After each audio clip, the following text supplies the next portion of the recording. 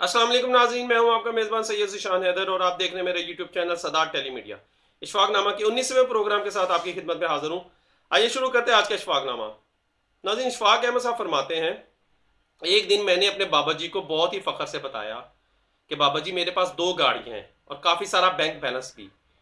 इसके अलावा मेरे बच्चे अच्छे अंग्रेजी स्कूल में पढ़ रहे हैं। इज्जत, दौलत, शोहरत सब कुछ मेरे पास है। दुनिया की हर आसाइश हमें मैसर है। उसके साथ साथ जहनी सुकून भी हासिल है। मेरी ये बात सुनकर बाबा जी मुस्कुराए और कहा कि ये करम तुम पर इसलिए हुआ, तूने अल्लाह के बंदों को ठूंगे मारना छोड़ दिए हैं। मैंने हैरत से जब बाबा जी से इस बात की वजाहत तलब की तो बाबा जी कहने लगे, इशफाक अहमद, मेरी अम्मा ने एक मुर्ग पाल रखा था। अम्मा को इस मुर्गे से खसूसी मोहब्बत थी, वो बहुत प्यार करती थी इस मुर्गे से। अम्मा जी दानों की एक मुट्ठी भर के मुर्गे की चूंच के ऐन नीचे रख दिया करती और मुर्गा दुम झुकाता और झपट में 2 मिनट में पेट भर के मस्तियों में लग जाता। ये माजरा मैं रोज देखा करता था और सोचता था कि ये मुर्गा कितना खुश नसीब है, कितने आराम से बिन मेहनत किए अम्मा इसको दाना डालती है और वो सुकून से खाता है। एक रोज मैं सेन में बैठा पढ़ रहा था, हस्बे मामूल मेरी अम्मा आई और दाने की मुट्ठी भर के मुर्गे को रिस्क दिया। अम्मा ने जैसी मुट्ठी आगे की तो मुर्गे ने अम्मा के हाथ पर चोंच मार दी। अम्मा ने तकलीफ से हाथ को झटक दिया तो दाने पूरे सेहन में बिखर गए। अम्मा हाथ से लाती अंदर चली गई और मुर्गा, जो एक जगह खड़े होकर आराम से पेट भरा करता था, अब वो पूरे सेहन में भागता फिर रहा था। कभी वो दाएं जाता तो कभी बाएं जाता। सारा दिन मुर्गा भाग भाग के दाने चुगता रहा। वो थक भी गया था और इसका पेट भी नहीं भरा था। बाबा जी ने कुछ देर के बाद पूछा, बताओ इशफाक, मुर्गे के साथ ऐसा क्यों हुआ? मैंने फट से बाबा जी को जवाब दिया, ना मुर्गा अम्मा के हाथ पर ढंग मारता, ना जलील होता। वो बोले, बिल्कुल ठीक कहा तुमने। याद रखना, अगर अल्लाह के बंदों को हद्दे गुमान, तकब्बर, गीबत और अना से बर्तरी के ठोंगे मारोगे तो अल्लाह तुम्हारा रिस्क मुश्किल कर देगा और फिर इस मुर्ग की तरह मारे मारे फिरोगे। तूने अल्लाह पाक के बंदों को ठोंगे मारना छोड़ दिए हैं, इसलिए रब्बे करीम ने तेरे रिस्क को आसान कर दिया है। बाबा जी अजीब सी तरंग में बोले जा रहे थे।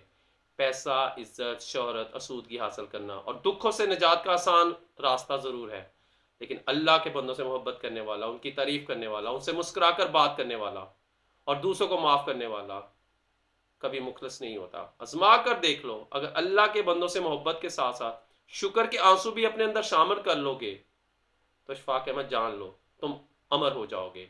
ये कहकर बाबा जी चले गए और मैं सर झुकाए ज़ारों कतार रो रहा था और दिल ही दिल में मैं रब्बे करीम का शुक्रिया अदा कर रहा था। क्यों ना आज से हम अल्लाह पाक की मखलूक से मोहब्बत करें। क्यों ना गुस्से में भपरे किसी आदमी की कड़वी कसीली और गलत बात को नरमी से बर्दाश्त करें। चाय के खोखे वाले को ओए कहकर बुलाने की बजाय हम उसे भाई साहब या बेटा कहकर बुलाएं।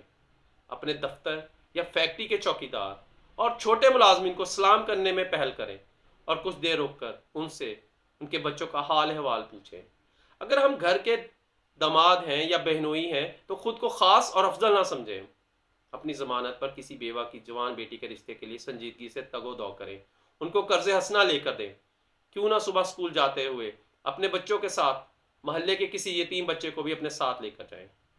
कभी किसी उदास और मायूस बंदे के कंधे पर हाथ रखा, परेशानी पर कोई शक्ल आए बगैर 1 घंटा लंबी और बेमकसद उसकी बात सुने। क्यों ना बाप की टपट ऐसे ही सुने जैसे मोबाइल पर गाने सुनते हैं। क्यों ना माँ की पहली आवाज़ पर उनके पास पहुंचे ताकि उनको दूसरी आवाज़ देनी ही ना पड़े। बीवी की ज़रा सी गलती पर सबके सामने उसको डांट डपट ना किया करे। अगर वो सालन अच्छा ना लगे तो दस्तरखान पर हरफ शिकायत ना करे। अगर हमारी बहन की ज़रूरत हो किसी चीज़ की और इसका तकाजा उसकी शिकायत से पहले ही पूरा करें। ज़िंदगी हमारी मोहताज नहीं बल्कि हम ज़िंदगी के मोहताज हैं। अपना और दूसरों का रास्ता आसान बनाएं। अल्लाह हमें आसानियाँ अता फरमाए और आसानियाँ तकसीम करने का शर्फ अता फरमाए। नाज़रीन, ये था आज का प्रोग्राम। उम्मीद है आपको पसंद आया होगा। अगले प्रोग्राम तक के लिए इजाज़त दीजिए। अल्लाह हाफिज़।